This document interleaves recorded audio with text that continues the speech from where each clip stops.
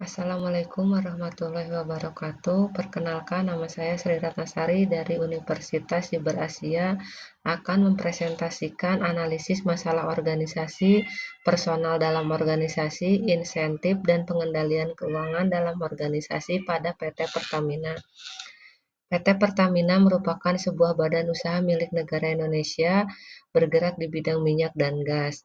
Perusahaan ini memiliki 6 subholding yang masing-masing bergerak di bidang hulu, kilang dan petrokimia, komersial dan perdagangan, gas, listrik dan energi terbarukan, dan pengapalan.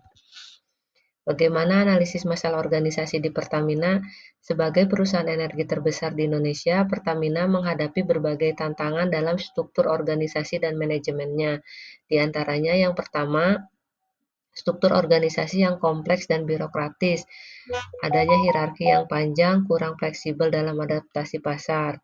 Selanjutnya ada dinamika regulasi pemerintah, adanya perubahan kebijakan subsidi BBM, kewajiban pemenuhan domestic market obligation atau DMO, dan yang ketiga ada efisiensi dan digitalisasi, yaitu kurangnya adopsi teknologi digital, adanya tantangan dalam mengelola aset besar.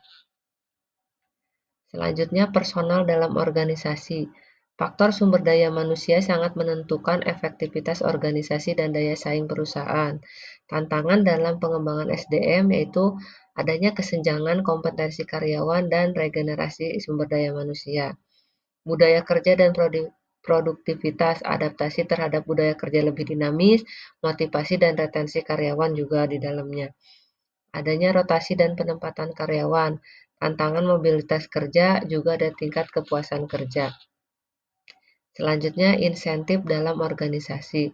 Sistem insentif yang berpengaruh terhadap motivasi dan kinerja karyawan di Pertamina. Yang pertama ada insentif finansial. Insentif finansial ini terdiri dari gaji yang kompetitif, bonus kinerja, dan tunjangan tambahan. Ada juga insentif non-finansial yaitu program penghargaan, peluang pengembangan karir. Tantangan dalam sistem insentif ini, yang pertama kesenjangan insentif antar divisi. Karyawan yang bekerja di kantor pusat cenderung mendapatkan insentif lebih besar dibanding karyawan di lapangan. Selanjutnya, insentif berbasis inovasi masih kurang. Perlu ada sistem insentif untuk mendorong inovasi dalam efisiensi operasional dan digitalisasi. Selanjutnya, pengendalian keuangan dalam organisasi. Sebagai perusahaan dengan aset triliunan rupiah, pengelolaan keuangan yang efektif sangat penting bagi Pertamina. Yang pertama, transparansi dan akuntabilitas keuangan. Audit keuangan oleh BPK dan KPK. Sebagai BUMN, Pertamina diaudit secara berkala oleh pemerintah. Resiko penyalahgunaan anggaran harus terus diminimalisir. Selanjutnya ada penerapan Good Corporate Governance atau GCG. Diperlukan penguatan dalam aspek transparansi, terutama dalam proyek infrastruktur migas. Selanjutnya, manajemen risiko keuangan. Fluktuasi harga minyak dunia, ketidakstabilan harga minyak sangat mempengaruhi pendapatan Pertamina.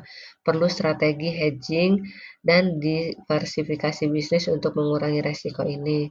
Bagaimana kalau ada ketergantungan pada subsidi pemerintah, yaitu subsidi BBM seringkali menjadi beban keuangan yang besar, perlu strategi transisi agar keuangan perusahaan lebih mandiri dan berkelanjutan. Selanjutnya, efisiensi biaya operasional. Ada optimasi rantai pasok. Pertamina harus menekan biaya distribusi BBM dan gas agar lebih efisien. Selanjutnya, investasi di energi baru. Perlu mengalokasikan dana lebih besar untuk investasi di energi terbarukan, namun masih ada tantangan dalam mendapatkan return of investment yang cepat. Selanjutnya, masalah miopia dalam pengambilan keputusan. Manajemen jangka pendek dalam kebijakan harga BBM dan investasi dapat berdampak negatif pada keberlanjutan bisnis Pertamina. Misalnya, kebijakan mempertahankan harga BBM yang tidak sesuai dengan harga pasar global dapat mengurangi fleksibilitas keuangan perusahaan dalam jangka panjang. Selanjutnya, Pengendalian hasil dengan faktor yang dapat dikendalikan. Dalam konteks Pertamina, faktor-faktor seperti efisiensi operasional, pengelolaan rantai pasok, dan optimalisasi sumber daya dapat dikendalikan untuk meningkatkan profitabilitas. Oleh karena itu, strategi pengendalian biaya dan peningkatan efisiensi produksi menjadi prioritas utama dalam menghadapi tekanan eksternal. Bagaimana tata kelola dan dewan direksi? Tata kelola perusahaan, corporate governance, atau perusahaan pemerintah menjadi aspek kritis dalam pengelolaan BUMN seperti Pertamina. Perubahan struktur dewan direksi dan kebijakan transparansi menjadi langkah penting dalam meningkatkan kepercayaan publik dan pemangku kepentingan. Reformasi tata kelola yang lebih transparan dapat mengurangi potensi penyalahgunaan wewenang dan meningkatkan efektivitas pengambilan keputusan. Selanjutnya ada pengendalian audit internal. Sistem audit internal yang efektif sangat penting untuk mencegah kebocoran keuangan dan inefisiensi dalam operasional. Audit internal yang transparan dan independen dapat membantu mengidentifikasi resiko fraud serta meningkatkan efektivitas pengelolaan keuangan. Selanjutnya, ketidakpastian lingkungan dan strategi organisasional.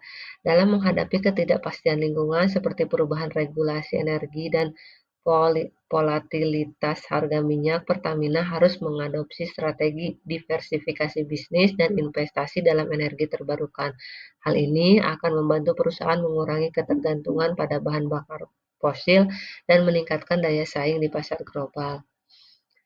Bagaimana masalah etis dalam pengendalian manajemen di PT Pertamina?